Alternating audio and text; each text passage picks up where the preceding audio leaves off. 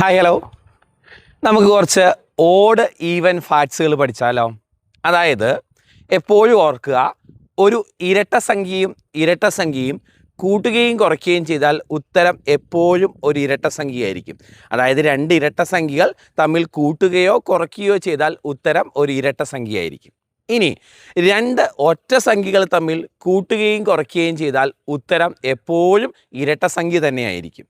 ഇനി ഒരു ഇരട്ട സംഖ്യയും ഒരു ഒറ്റ സംഖ്യയും തമ്മിൽ കൂട്ടുകയും കുറയ്ക്കുകയും ചെയ്താൽ ഉത്തരം എപ്പോഴും ഒറ്റ സംഖ്യയായിരിക്കും എന്നും കൂടെ ഓർത്ത് വെക്കുക. അപ്പോൾ ഒന്നുകൂടെ പറയാം, ഇരട്ട സംഖ്യ തമ്മിൽ കൂട്ടുകയും കുറയ്ക്കുകയും ചെയ്യുമ്പോൾ ഉത്തരം ഇരട്ട സംഖ്യ, ഒറ്റ സംഖ്യയും തമ്മിൽ കൂട്ടുകയും കുറയ്ക്കുകയും ചെയ്യുമ്പോൾ ഉത്തരം ഇരട്ട സംഖ്യ, ഒറ്റ സംഖ്യയും ഇരട്ട സംഖ്യയും തമ്മിൽ കൂട്ടുകയും കുറയ്ക്കുകയും ചെയ്യുമ്പോൾ ഉത്തരം ഒറ്റ സംഖ്യ.